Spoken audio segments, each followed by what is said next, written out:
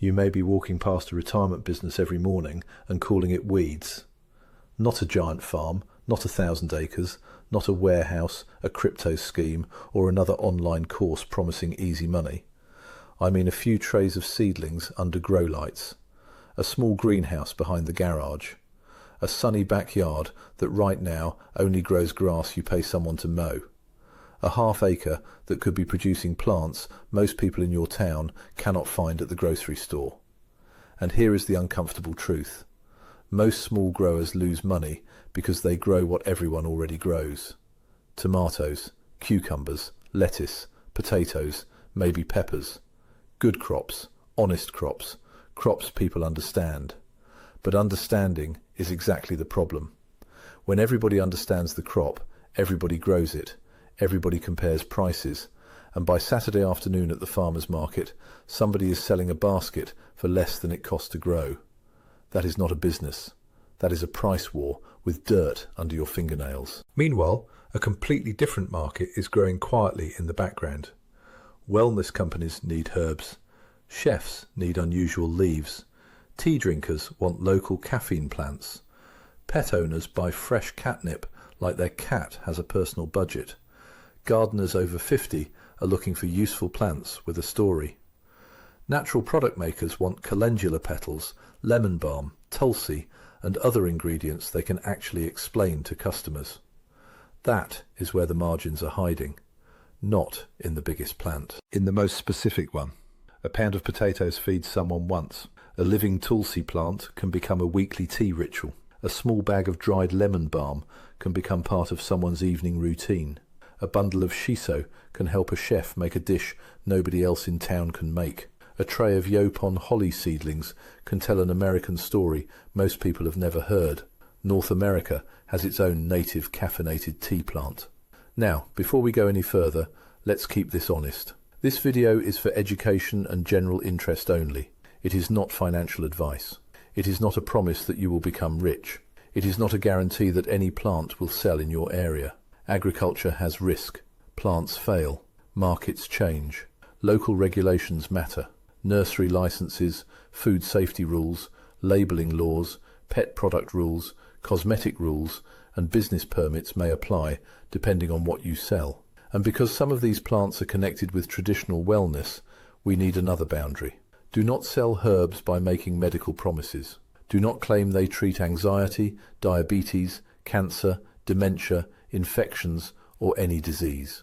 You can talk about traditional use, culinary value, market demand, aroma, tea culture, and why companies study or buy these plants. But medical claims can hurt people, damage trust, and create legal trouble. So this is not a fantasy about planting seeds and waking up rich. This is a business map. 14 plants. Ashwagandha, gotu kola, Sichuan pepper, tulsi, moringa, stevia, purslane, yopon holly, lemon balm, calendula, shiso, cilantro, fenugreek, and catnip. Some sell as live plants, some as dried herbs, some as fresh chef ingredients, some as tea, some as pet products, some as nursery stock, some as value-added products if your local rules allow it. But the real product is not the plant. The real product is the match between plant, buyer, story, and trust. Picture a Saturday morning farmer's market in a small American town. One grower has zucchini, beautiful zucchini, fresh, clean, honest. But 3 tables down, another grower has zucchini too. Across the aisle, another box of zucchini. By noon, the price starts falling. By 1 o'clock, someone is practically begging people to take a few extra. Now look at the next table. Small pots of holy basil with a sign that says, "Clip a few leaves for evening tea." Bundles of shiso with a simple recipe card for cucumber salad. Dried calendula petals glowing orange in clear bags. Lemon balm plants that smell like a calm summer porch. Catnip labelled for very happy cats. A little yopon holly plant with a card, America's native caffeinated tea shrub. Which table makes people stop? Which table creates questions? Which table gives the seller a reason to talk, teach, and charge more? That is specialty growing.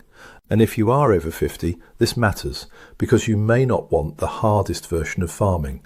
You may not want to lift heavy crates all day, borrow money for equipment, or compete with industrial agriculture. You may want something smaller, smarter, more flexible, something that uses patience, knowledge, and trust instead of brute force. Let's start with ashwagandha. Ashwagandha is one of the biggest names in the wellness aisle. You see it in capsules, powders, sleep blends, stress support formulas, men's health products, adaptogen mixes, and expensive little jars with minimalist labels. Its botanical name is Withania somnifera, and commercially the root is the star.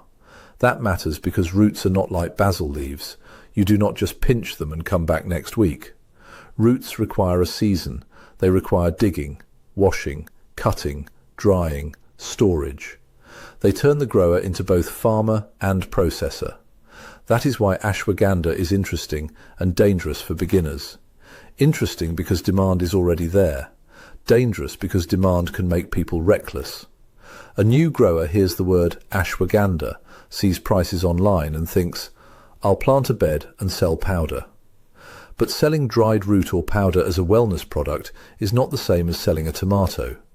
You need clean production, careful drying, correct labelling, and a serious understanding of what claims you cannot make. You cannot say it cures anxiety. You cannot say it fixes hormones.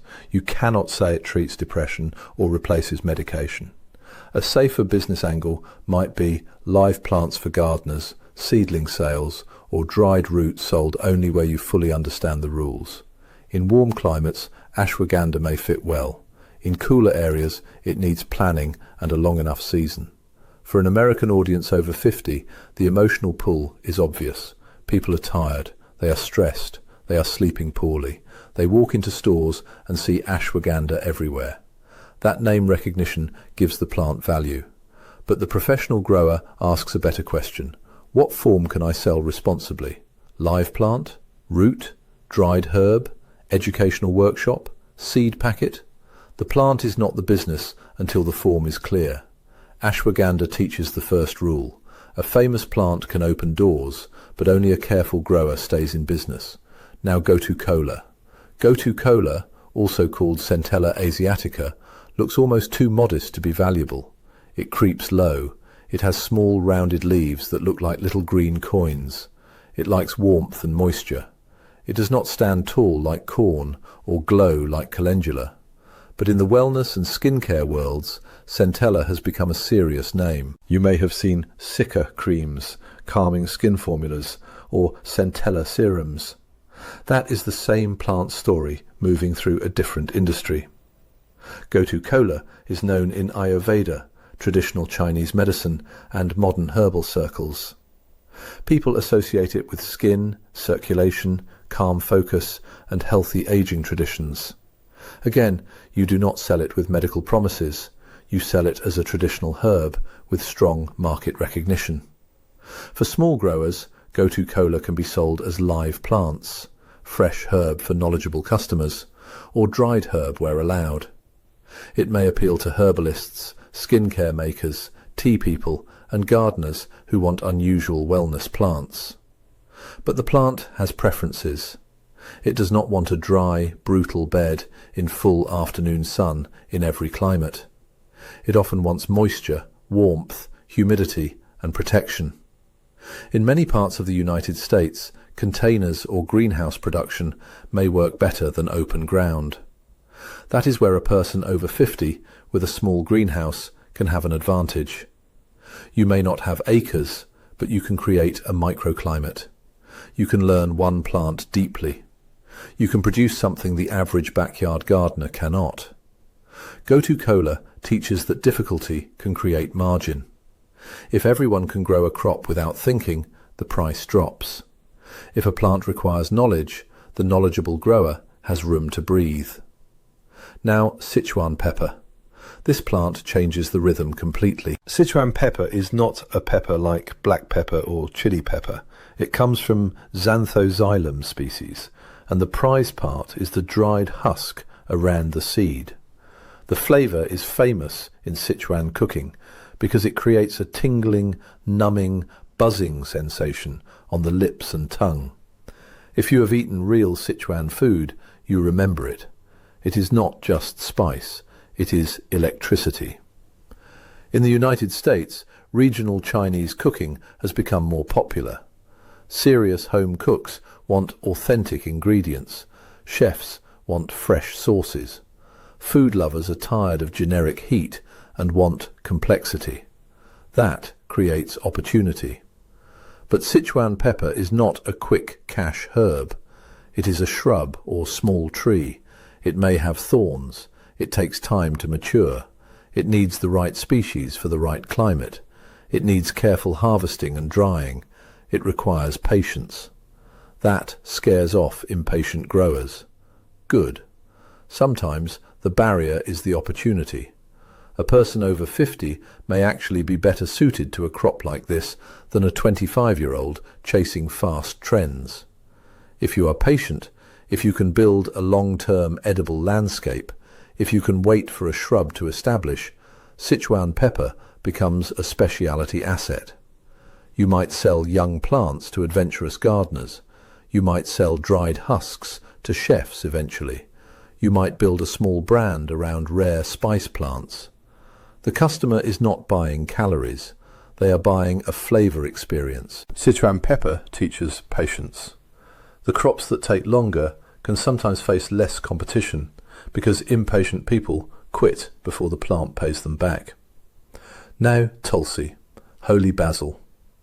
This plant has something money cannot easily manufacture: devotion. People who love tulsi often really love tulsi. It is tied to Indian household tradition, spiritual life, tea, and daily ritual. The scent can be clove-like, peppery, sweet, warm, almost incense-like. It does not smell like ordinary basil. It has a presence. In the American market, tulsi already appears in tea bags, adaptogen blends, wellness products, yoga circles, and herbal gardens. That is good news for growers. You do not have to explain from zero. But you can make it more personal.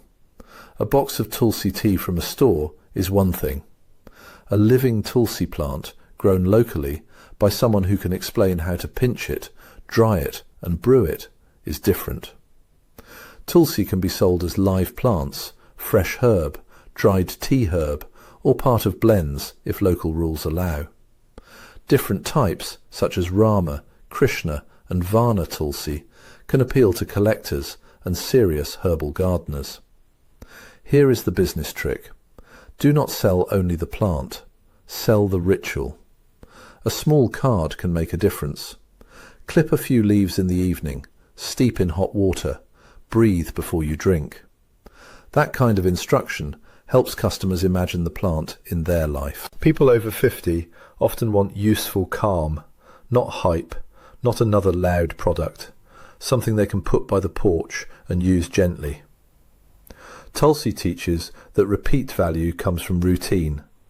If a customer uses a plant every week, they remember where they bought it. Now moringa. Moringa is a fast-growing tree famous in the wellness industry for its nutrient-dense leaves. You see moringa powder in smoothies, capsules, teas, and health food stores. It grows beautifully in warm regions and can look almost unreal when conditions are right. For growers in Florida, South Texas, Southern California, Hawaii, and other warm climates, moringa may be a serious opportunity. In colder areas, it can be grown in containers or as a seasonal plant, but the economics change. This is where beginners need to slow down. Moringa has demand, yes, but the product form matters. Selling seedlings is one thing. Selling dried leaf powder is another. Powder means harvesting, washing, drying, grinding, storing, testing, packaging, and labelling. If people consume it, food safety matters. If you make health claims, regulations get even stricter. A small grower might start with live moringa trees in pots. That gives customers the thrill of growing a famous wellness plant without forcing the grower into powder production immediately. Moringa seedlings also photograph well. They grow fast. Customers like plants that reward them quickly. For people over 50, watching a plant respond fast can be motivating. The market message should be clean. Nutrient-dense leaf tree, popular in global food traditions, grown as a container plant in cooler climates or landscape plant in warm areas. No disease claims, no miracle language. Moringa teaches that high-demand plants can be profitable, but the safest entry point is often the simplest product. Now, stevia. Stevia is a small plant with a big surprise. It does not look dramatic. It does not have giant flowers. It does not buzz your tongue like Sichuan pepper. It just sits there like a plain green herb. Then someone tastes a leaf. That moment sells the plant. The leaf is sweet because of steviol glycosides, compounds far sweeter than sugar. The flavour is not identical to sugar. It can have a green or slightly licorice-like aftertaste. Some people love it, some do not. But the surprise is unforgettable. For Americans over 50, stevia connects with sugar reduction, weight concerns, blood sugar awareness, and the desire to make tea or drinks taste sweet without using as much sugar.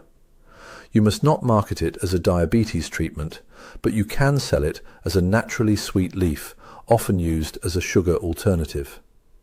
Stevia can be sold as live plants, dried leaves, fresh leaves, or tea blend ingredient. It fits beautifully into a sweet tea garden package with lemon balm, tulsi, and mint. At a market, if sampling is allowed and safe, a tiny leaf can do more than a sales pitch.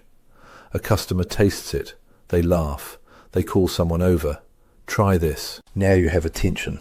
Stevia teaches that instant sensory proof is one of the strongest forms of marketing. If a plant can surprise someone in 5 seconds, it has an advantage. Now purslane. This one may already be growing in your yard. That is the strange part. Purslane crawls low across hot soil with reddish stems and thick, juicy leaves. Many gardeners rip it out and toss it away.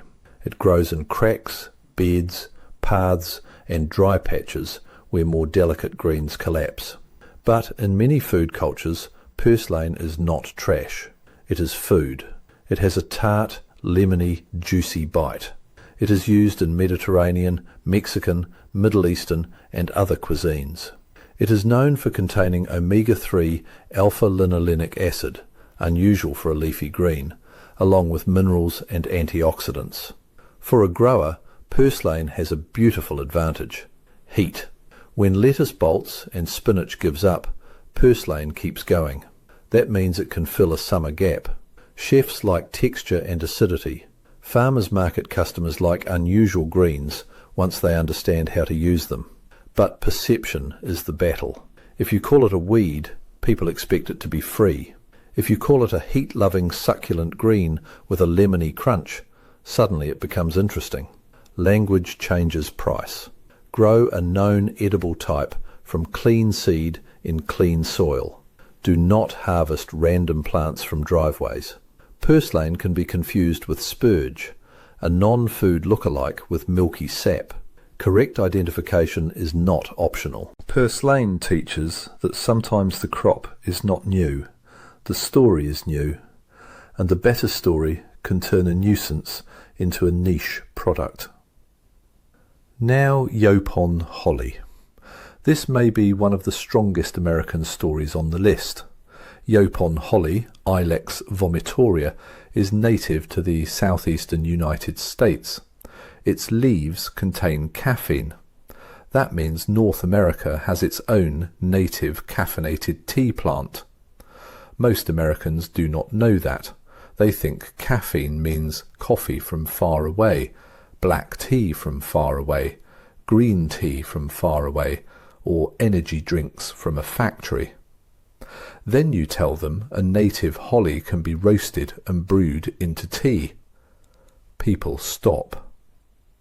Yopon has historical use among indigenous peoples, and today it is being rediscovered by tea companies, native plant growers, and sustainable agriculture circles. The Latin name sounds alarming, but normal Yopon tea does not mean vomiting. The name comes from historical misunderstanding and ceremonial context.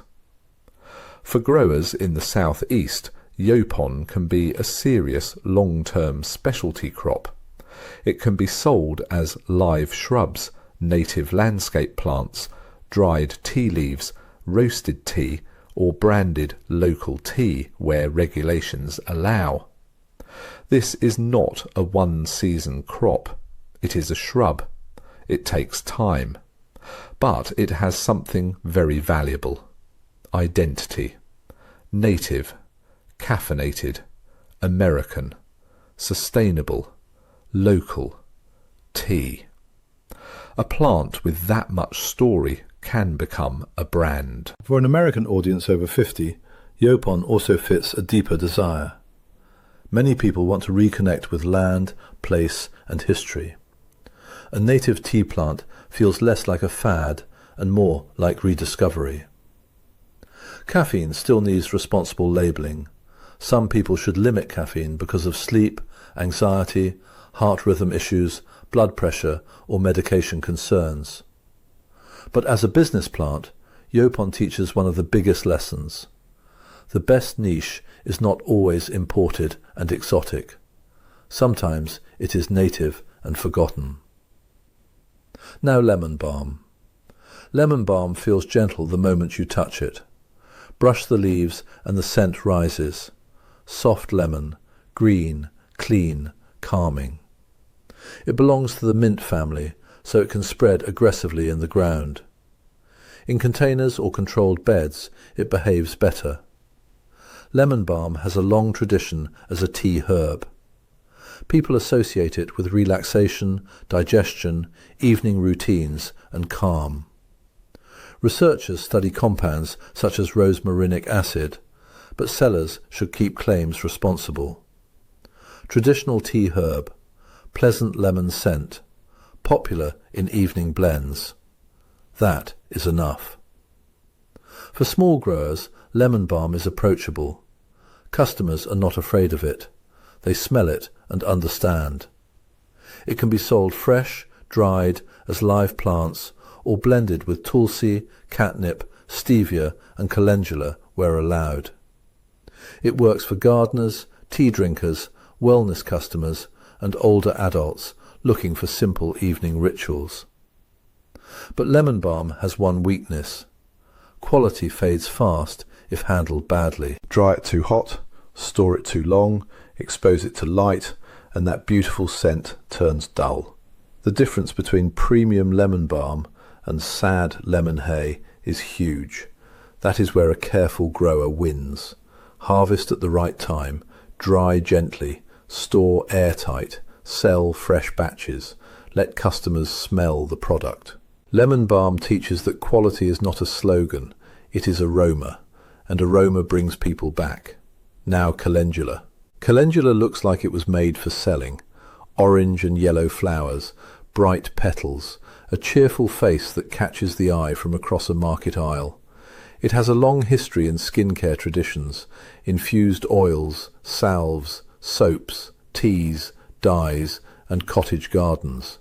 Herbalists and crafters love it. Pollinators visit it. Gardeners recognize it as friendly and beautiful. Calendula may be one of the most flexible plants on the list. You can sell seedlings, fresh flowers, dried petals, seed packets, craft bundles, infused oils or salves if local cosmetic rules allow, natural dye material, garden kits. But calendula hides labour inside beauty. You have to pick often. The more you pick, the more it blooms. That sounds lovely until you are picking in the heat, drying trays fill up, and the petals shrink more than expected. Many growers underprice calendula because they price the flower but forget the hands. Do not do that. If you sell dried petals, price the labour, drying space, packaging and quality. A basket of dried calendula looks like captured sunlight, but someone had to harvest every bit of it.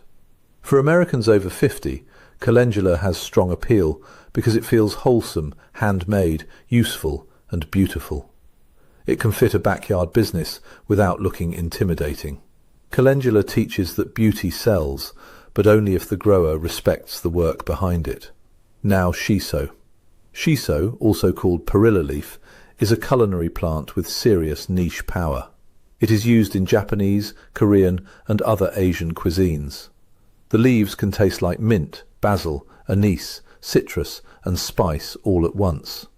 Green shiso and red shiso have different uses. Red perilla is famous in pickling and colouring foods. Fresh shiso is not always easy to find in the United States. That is opportunity. Chefs may want it. Japanese food lovers may want it. Korean cooks may want perilla leaves. Specialty grocers may want fresh bunches. Gardeners may want seedlings because the plant looks unusual and useful. But shiso needs education. If someone has never used it, a leaf is just a leaf. Give them a recipe card. Slice it into cucumber salad, wrap rice, pair it with fish. Add it to pickles, use it in vinegar. Make a simple shiso lemonade. Once a customer can imagine the dish, the plant becomes easier to buy. Shiso can self-seed and may become aggressive in some areas, so local guidance matters. But as a warm season specialty crop, it can produce generously. For a grower near restaurants or communities that already know the plant, shiso can be far more interesting than another row of basil. Basil is crowded, shiso is a question, and questions create sales conversations. Shiso teaches that specialty culinary crops need instructions at the point of sale. Now cilantro. Cilantro is not cilantro, although the flavour family is related. Cilantro has long serrated leaves and a stronger, deeper aroma. It is used in Caribbean, Latin American and Southeast Asian cooking. You may find it in sofrito, soups, marinades, curries and sauces. The business advantage is heat tolerance. Cilantro hates summer heat in many regions. It bolts, turns bitter and quits just when cooks still want that flavour. Cilantro, with the right shade and moisture, can keep going. That gives it value in warm climates. But cilantro is not a universal crop. It depends on the local market. Near Puerto Rican, Dominican, Trinidadian, Vietnamese, Thai and other communities that use it, demand may be strong. In a market where nobody cooks with it, it may sit. So do not guess. Ask. Call restaurants. Visit small groceries. Talk to home cooks. Bring samples. Learn the name customers use. Some people may know it as ricao, some as sawtooth herb, some as Mexican coriander. The same plant can have several doors into the market. For Americans over 50 who want a practical business, cilantro teaches discipline. Do not grow for imaginary customers. Find the people who already need the plant, then grow for them. Now fenugreek. Fenugreek gives you options: seeds, leaves, sprouts, microgreens, dried herb, spice blends. The seeds have a maple-like aroma, warm and slightly sweet. The leaves, often called methi, are used in Indian, Middle Eastern and North African cooking. The sprouts can be eaten. Microgreens can interest chefs. That flexibility is attractive, but it can also confuse beginners. If a plant has 5 possible products, do not start with all 5. Choose one lane. Fresh methi leaves for Indian cooking. Fenugreek microgreens for chefs. Seeds for spice customers. Dried leaves for home cooks. Each lane has different labour, packaging, rules and buyers. Fenugreek also appears in wellness discussions around blood sugar and lactation traditions, but selling with strong health claims is risky. Keep it culinary and traditional unless you fully understand the supplement market.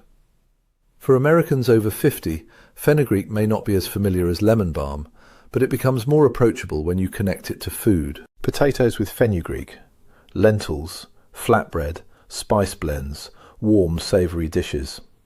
A customer who can imagine dinner is closer to buying. Fenugreek teaches that multi-use plants can build several income streams, but only after you master one product first. Now catnip. Catnip sounds like comic relief. It is not. Catnip contains nepetalactone, the compound that makes many cats roll, rub, jump, twist, relax, or behave like they just received secret instructions from another planet. Pet owners love that, and American pet owners spend real money. That makes catnip one of the clearest small-scale products on this list. You can sell live plants, fresh bundles, dried catnip, refill bags, cat toys, cat garden kits, or simple gift packs where local rules allow. The customer does not need a scientific lecture, they need a happy cat. If the cat reacts strongly, the owner remembers you. Quality matters. Old catnip from a dusty discount bag may have little aroma. Freshly dried, well-stored catnip can be much more potent. Harvest timing and storage can make the difference between a product people buy once and a product they come back for. Catnip is also easy to understand. No medical claims, no complicated cooking education, no niche restaurant pitch, just cats. For many Americans over 50, that is perfect. They have pets, they garden, they like small crafts. They may enjoy making simple cat toys or selling live catnip plants. Catnip teaches that not every profitable plant has to target human wellness. Sometimes the best customer has whiskers. Now we need to stop thinking plant by plant and start thinking like business owners. These 14 plants fall into categories: wellness and nursery herbs, ashwagandha, gotu kola, tulsi, moringa, lemon balm, fenugreek. Culinary specialty plants: Sichuan pepper, shiso, culantro, purslane, fenugreek. Tea and beverage plants: yopon holly, tulsi, lemon balm, catnip, stevia. Beauty and craft plants: calendula, lemon balm, catnip. Pet products: catnip. Native plant branding: yopon. Sugar alternative plants: stevia. The category matters because it tells you who the buyer is. A chef does not buy like a pet owner. A herbal tea drinker does not buy like a nursery customer. A skincare crafter does not buy like a restaurant. If you try to sell every plant to everyone, your marketing becomes mush. A focused business is easier to explain. For someone over 50, focus also protects your energy. You do not need chaos, you need a system. Here are 3 systems. First, the tea garden business: tulsi, lemon balm, stevia, catnip, calendula, and yopon, where climate fits. You sell live plants in spring, dried herbs later, and simple blends if allowed. Your customers are tea drinkers, gardeners, wellness-minded adults, and people looking for calmer routines. Second, the chef herb business: shiso, culantro, purslane, fenugreek greens, and eventually Sichuan pepper. You sell fresh, high-quality, unusual ingredients to restaurants, serious home cooks, and ethnic food communities. Your focus is consistency. Third, the specialty nursery business: ashwagandha, gotu kola, tulsi, moringa, stevia, lemon balm, calendula, yopon. You sell potted plants, seedlings, garden kits, and growing education. Your product is not only a plant, it is confidence. A customer buys because you make them believe they can grow it. Now the question everyone wants answered is simple. Which plant is the most profitable? That is the wrong question. The better question is, which plant can you grow well, sell legally, explain clearly, and place in front of buyers who already want it? Profit is not hiding in rarity alone. Profit is hiding in the match. Shiso may be profitable near chefs and Asian markets, but weak in a place where nobody cooks with it. Culantro may sell fast in the right neighborhood and sit untouched in the wrong one. Yopon may be powerful in the southeast and confusing somewhere else. Moringa may thrive in Florida and struggle in a cold backyard without protection. Calendula may sell beautifully if you have herbal crafters, but not if you underprice your labour. Catnip may be simple, but pet owners can be loyal. The plant is only half of the business. The buyer is the other half. Now let us talk about market testing, because this is where dreams either become plans or stay dreams. Before planting a serious amount of anything, test demand. Call 5 restaurants and ask if they buy shiso, cilantro, purslane or fenugreek greens. Visit farmers' markets and see what is missing. Ask nursery owners what customers request but cannot find. Post in local gardening groups and watch which plants spark comments. Ask tea drinkers if they know yopon. Ask pet owners if they would buy strong local catnip. Ask herbal crafters what dried flowers they need. This is not wasting time. This is saving a season. A season is expensive. Seeds are cheap, but months are not. Your time, water, compost, labels, pots, greenhouse space and attention all have value. A smart grower sells before planting heavily. Not literally always, but mentally. You identify the buyer first, then you grow. Now regulations. Not exciting, very necessary. Selling live plants may require nursery registration or inspection in your state. Selling dried herbs as food may require food handling rules. Selling tea blends may require labels. Selling salves or oils may involve cosmetic rules. Selling supplements is a much more serious world. Shipping plants across state lines can involve restrictions. Some plants may have invasive concerns. Some seeds may have rules. Do not ignore this. A small business over 50 should protect peace, not create legal headaches. Start with the simplest legal form you can manage. For many people, that means live plants, seedlings, fresh culinary herbs, or clearly labelled non-medical products. Do not make disease claims. Do not copy supplement companies. Do not pretend you are a doctor. Trust is a business asset. Protect it. Now, let us keep the first year simple. Choose one model. Test demand before planting heavily. Start with the easiest legal product form. Sell a small batch. Watch what people buy twice, and expand only after the market answers. Now we are close to the main insight. The plant with the strongest long-term brand potential for an American grower may be yopon holly. Not because it is the fastest, not because it is the easiest, because it has the clearest story. Native American caffeine, local tea, a perennial shrub, a sustainable alternative to imported caffeine, a forgotten plant being rediscovered. That is branding power without hype. But the fastest cash flow may come from simpler seasonal crops: lemon balm, tulsi, calendula, catnip, stevia, shiso, cilantro, purslane and fenugreek. The best crop for you depends on your region and your buyer. If you are in the southeast, study yopon seriously. If you are near chefs, test shiso and cilantro. If you are near pet owners and craft markets, test catnip and calendula. If you are in a warm climate, look at moringa. If you have a greenhouse, gotu kola may become interesting. If you want a recognizable wellness plant, tulsi and ashwagandha may draw attention. If you want a sensory market trick, stevia is hard to beat. Now think about your own situation.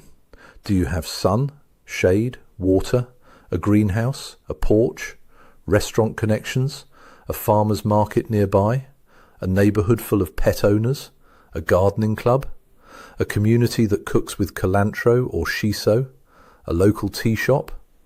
The right plant is not found in a universal list. It is found where your resources meet local demand. Now here is the encouraging part for Americans over 50. You may have more advantages than you think. You may have patience. You may have time to observe. You may have a yard already. You may have community trust. You may know how to talk to people face to face. You may care about quality more than speed. You may not want to chase trends, which means you can build something steadier. Specialty plants reward steadiness. A good lemon balm patch becomes better when you learn exactly when to harvest. A catnip product improves when you learn drying and storage. A shiso customer returns when you deliver on the same day every week. A yopon business grows when people trust your roasting and story.